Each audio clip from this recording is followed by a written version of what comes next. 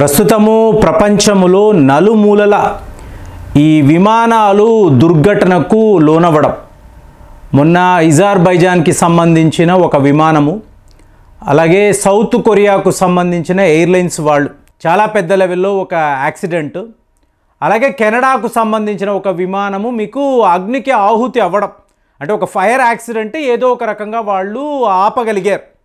So మొత్తానికి ఎటు చూడండి మీకు ఇలాగ విమానాలు ఇట్లాగా యాక్సిడెంట్కి లోన్ అవ్వడం అనేది జరుగుతుంది.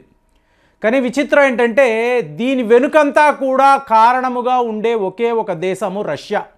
ప్రపంచంలో ఏం జరిగినా దానికి మూలాలు రష్యాలోనే ఉంది అనే ఒక ప్రచారము ఇవాళ వెస్టర్న్ కంట్రీస్, మీకు వెస్టర్న్ మీడియా ఎక్కడైనా చూడండి మీకు ఇవే వార్తలు. సో ఇది మనకు ఏంటండి సంబంధము అంటే అజర్బైజాన్కి సంబంధించిన ఒక విమానము మీకు కజాఖ్స్తాన్లో వెళ్ళి పడింది. అంటే ఇక్కడ ఎలా చూడాలి, మీకు అజర్బైజాన్, పాకిస్తాన్, టర్కీ వీళ్ళు ఒక గ్రూప్. ఇటువైపు అంటారా ఆర్మేనియా, భారత్, రష్యా వీళ్ళు ఒక గ్రూప్, శత్రు దేశాలుగా చూస్తారు. అలాంటిది ఆర్మేనియా రష్యా పైన అలిగింది. ఈ అలగడము ఎలా అయిపోయిందంటే ఆర్మేనియా వద్ద రష్యాకు సంబంధించిన సుఖాయ్ విమానాలు ఉన్నాయి కదా, సో వాటికి సంబంధించిన రిపేర్లు, మెయింటెనెన్స్లు మేము భారత్లోనే చేసుకుంటాము. ఒకవేళ మేము సుఖాయ్ విమానాలు కొనాలి అనుకుంటే రష్యా టెక్నాలజీతో తయారయ్యే సుఖాయ్ విమానాలు భారత్లో తయారైతే నాసిక్ ఫెసిలిటీలో మేము వెళ్ళి కొనుక్కుంటాము అని చెప్పి ఆర్మేనియా వాళ్ళు రష్యాకు చాలా కోపం వచ్చే విధంగా ప్రవర్తించారు. అయినా కూడా ఈ గ్రూప్ అలాగే ఉంది. సో ఇవాళ మీకు ఈ అజర్బైజాన్కి సంబంధించిన ఒక విమానము, ఇది మీకు బాకు అంటే వాళ్ళ రాజధాని బాకు నుంచి రష్యాలోకి వెళ్ళాలి. ఎందుకంటే యుఎస్ఎస్ఆర్ అన్నప్పుడు మీకు ఆర్మేనియా, అజర్బైజాన్ కూడా ఒకప్పుడు వాళ్ళ ప్రాంతాలే కదా, యుఎస్ఎస్ఆర్ యొక్క భూభాగమే. కాబట్టి మీకు ఎంతోమంది రష్యన్స్ ఉంటారు. సో అజర్బైజాన్ బాకు నుంచి విమానం బయలుదేరింది, నేరుగా రష్యా వైపు వెళ్ళినప్పుడు అక్కడ ఒక మిజైల్ అటాక్, ఒక మిజైల్ వచ్చి విమానాన్ని కొట్టింది. కొట్టడము మీకు అక్కడ నుంచి విమానము డైవర్ట్ అయ్యి నేరుగా కజాఖ్స్తాన్ దాకా వచ్చి అక్కడ మీకు పడి పేలిపోయింది. లోపల ఉండిన 38 మంది కూడా మీకు మరణించినట్టుగా వార్తలు. అంటే కొంతమంది మీకు గాయాల పాలై హాస్పిటల్కి వెళ్ళారు, కానీ వాళ్ళు బతికే ఛాన్స్ చాలా చాలా కష్టం. సో ఎప్పుడూ కూడా భారత్ గురించి, కాశ్మీర్ ఇష్యూని పట్టుకొని ప్రపంచమంతా కూడా మనకు చెడ్డ పేరు, అంటే మన మీద బురద జల్లే ప్రయత్నాలు చేసే అజర్బైజాన్కి సంబంధించిన ఒక విమానము, సో దాని మీద ఒక మిజైల్ దాడి చేసింది రష్యా వాళ్ళే అని చెప్పి వెస్టర్న్ మీడియా చెప్తుంది. ఎందుకు? వ్లాదిమిర్ పుతిన్ గారు ఇమీడియట్గా ఐఎమ్ సారీ, వీ అపాలజైజ్ అంటే ఏంటి, ఆ విమానం ఇలాగా దుర్ఘటనకు లోనవ్వడానికి పుతిన్ గారు ఎందుకు సారీ చెప్తారు? అంటే ఆయన సారీ చెప్పడంలో అర్థం ఏమిటి అంటే ఇది రష్యాకు సంబంధించిన ఎయిర్ స్పేస్. సో రష్యాకు సంబంధించిన ఎయిర్ స్పేస్ దగ్గర ఈ విమానము రావడంతో ఇలాంటి ఒక యాక్సిడెంట్ జరిగింది. అంటే పుతిన్ గారు ఓపెన్గా ఇది రష్యా వాళ్ళే మిజైల్ దాడులు చేశారు ఆయన చెప్పలేదండి. మరి యుక్రెయిన్ వాళ్ళు కూడా మేమే చేశామని వాళ్ళు చెప్పడం లేదు. కానీ వార్తలు ఏమిటి, ఈ టైంలో ఈ విమానము రష్యాలోకి వస్తున్నప్పుడు రష్యా వాళ్ళ ఎయిర్ డిఫెన్స్ యాక్టివ్గా ఉంది, ఇది పుతిన్ గారు చెప్పారు. ఎందుకు?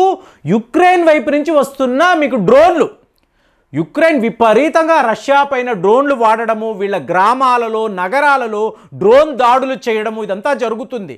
కాబట్టి వీటిని ఆపడానికి, వీటిని షూట్ డౌన్ చేయడానికి రష్యా వాళ్ళు తమ ఎయిర్ డిఫెన్స్ను యాక్టివ్గా ఉంచారు. ఏం జరుగుతుందండి, ఇప్పుడు ఒక విమానము రష్యా యొక్క ఎయిర్ స్పేస్లోకి వచ్చినప్పుడు వీళ్ళ దగ్గర ఉండే పవర్ఫుల్ జామర్స్ టోటల్ కమ్యూనికేషన్ని కట్ ఆఫ్ చేస్తాయి. అంటే ఈ విమానము మీకు ప్రపంచముతో జరపాల్సిన ఈ కమ్యూనికేషన్ వ్యవస్థ ఉంటుంది చూసారా, అది టోటల్గా ఆగిపోయి ఉంటుంది. కాబట్టే ఒక మిజైల్ వచ్చి విమానాన్ని కొట్టినప్పుడు ఎటు వెళ్ళాలో తెలియక ఆ పైలట్ ఈ విమానాన్ని రష్యా వైపు కాకుండా నేరుగా కజాఖ్స్తాన్ వైపు తీసుకువెళ్ళాడు.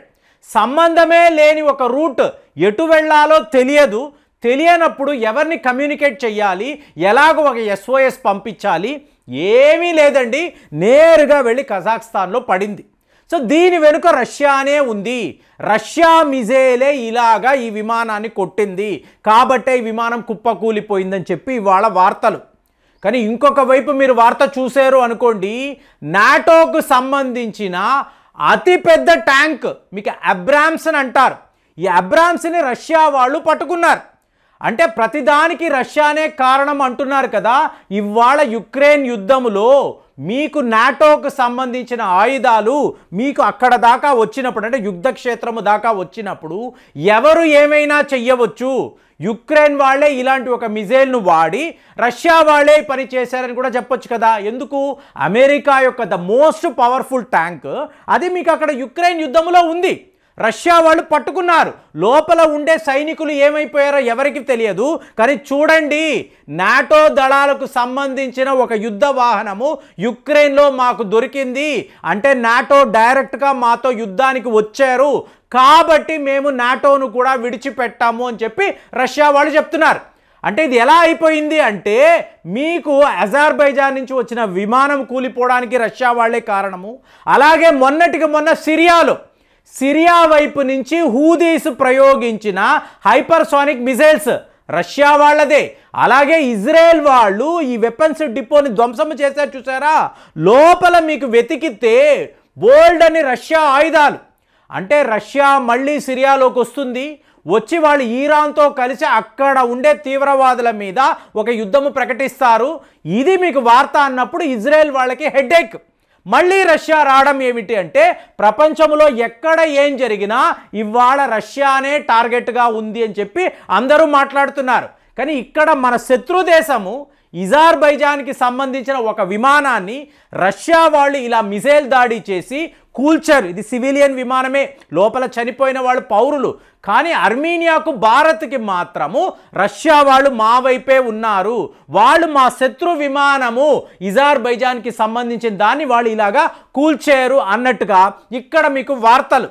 అంటే కాశ్మీర్ని పట్టుకొని పాకిస్తాన్ టర్కీకి సపోర్ట్గా నిలబడే అజర్బైజాన్ వాళ్ళ విమానాన్ని రష్యా వాళ్ళు దెబ్బ కొట్టడం, అటాక్ చేయడం. సో దీన్ని ఇవాళ అర్మీనియాలో పెద్ద పండుగ చేసుకున్నారు. మనము అలా ప్రవర్తించము, కానీ అజర్బైజాన్ ఎన్నో సందర్భాలలో కాశ్మీర్ ఇష్యూని పట్టుకొని మనల్ని ఇబ్బంది పెట్టారు కదా. సో వాళ్లకు ప్రాయశ్చిత్తం జరిగింది, వాళ్ళ మీద రష్యా వాళ్ళు ఇలా పగ తీర్చుకున్నారు అన్నట్టుగా ఇవాళ మాట్లాడుతున్నారు.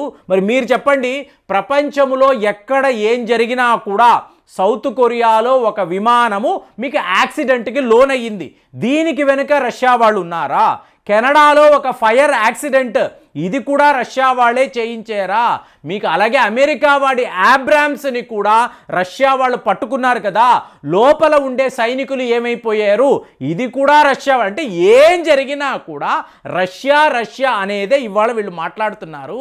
అంటే డొనాల్డ్ ట్రంప్ గారు రావడానికి ముందర రష్యాను మ్యాక్సిమం డ్యామేజ్ చేయాలని చెప్పి వీళ్ళందరూ అనుకుంటున్నారా? మరి ఇవాళ అజర్బైజాన్ రష్యా విషయంలో ఏం చేయబోతుంది? ఇప్పుడు ఈ విమానానికి సంబంధించిన పరికరాలు బ్లాక్ బాక్స్, వాటిని ఇన్వెస్టిగేట్ చేస్తారు. ఎవరు ఇలా చేశారు అనేది పుతిన్ గారు ఓపెన్గా చెప్పడం లేదు. మరి అలాంటప్పుడు ఈ విమానం మీద ఈ మిసైల్ దాడి ఎవరు చేశారు? ఒకవేళ రష్యా వాళ్ళే చేసి ఉంటే మీకు అజర్బైజాన్ ఇప్పుడు రష్యాపై ఎలాంటి చర్యలు తీసుకుంటారో అని అందరూ మాట్లాడుతున్నారు. మరి ఒక విమానము కాదు, 3 విమానాల ప్రమాదాలు జరిగాయి కదా, దీని వెనుక రష్యా వాళ్ళే ఉన్నారా? మీరు కూడా అలాగే అనుకుంటున్నారా? కామెంట్స్లో రాయండి. మళ్ళీ వచ్చే వీడియోలో కలుద్దాం. జై హింద్.